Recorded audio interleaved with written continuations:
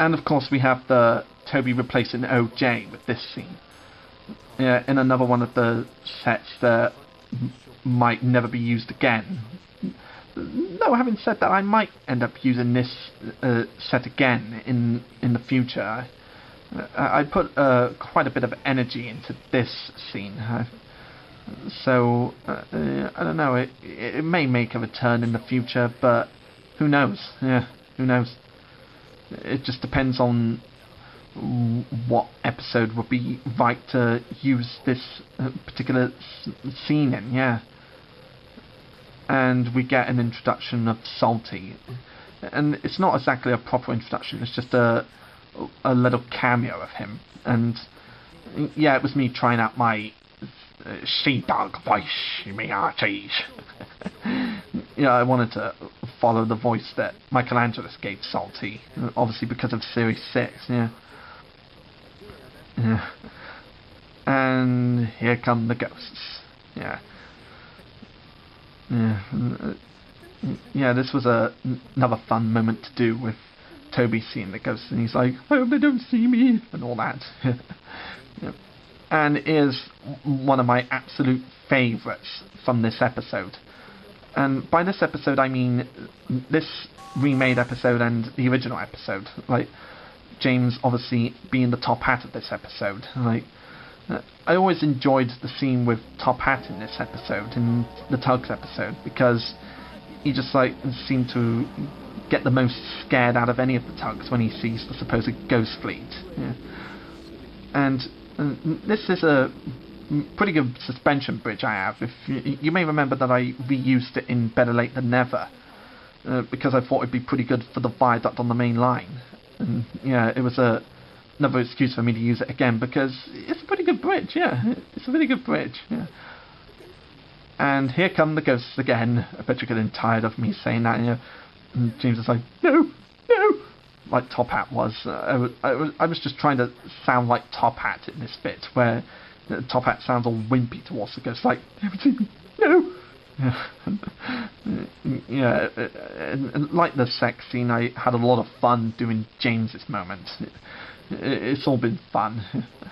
And now we get the final scene with Thomas and Rosie seeing the ghosts. Yeah. Of course we have to have Thomas and Rosie together in this episode. Because, let's be honest, when are they apart from each other? Yeah.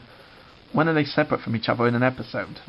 Well, besides a few odd moments. But, yeah, they're pretty much together most of the time on Sodor in this show, yeah. Yeah, and in this part where I made the bleep before Rosie says Gordon was right about the ghosts, Emily Francis one line was supposed to say something else, but she ended up not recording that bit. I don't hold it against you, Chelsea. So I just made the notion that Rosie swore when she saw the ghosts before she said Gordon was right about the ghosts. Yeah. And of course this was the original music from Ghosts, where the galleon shows up. I really liked this music.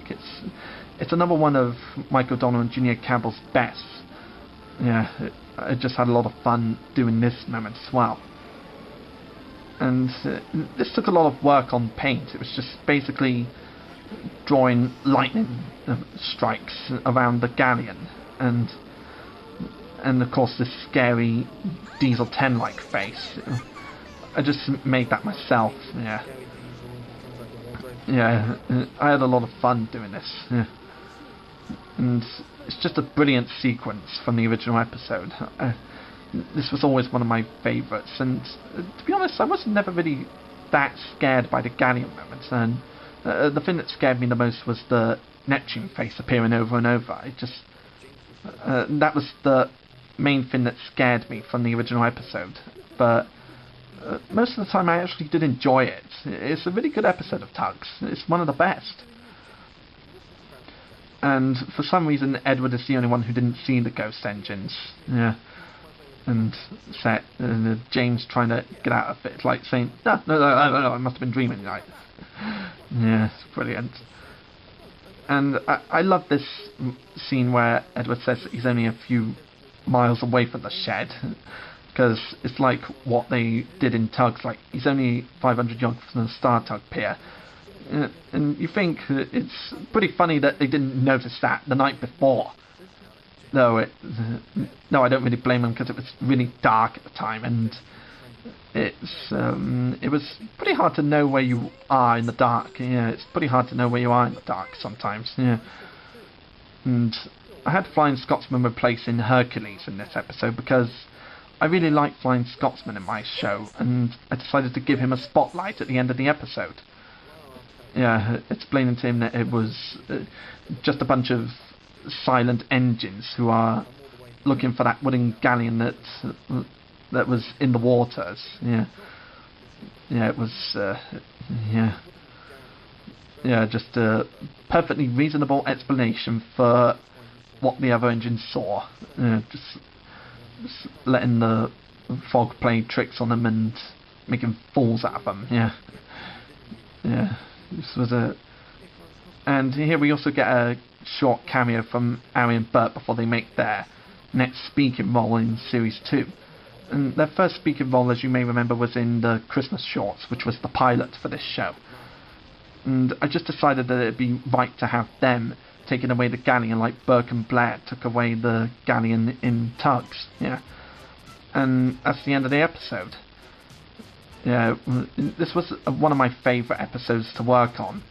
It's one of the best in my mind, and the original episode from Tugs is one of the best as well. It was just a lot of fun to work on, and that's pretty much all I could say about this episode. So, yeah, love you, David Mitten. See you in the other side. Yeah, I'll see you next time, guys. Ta-ra.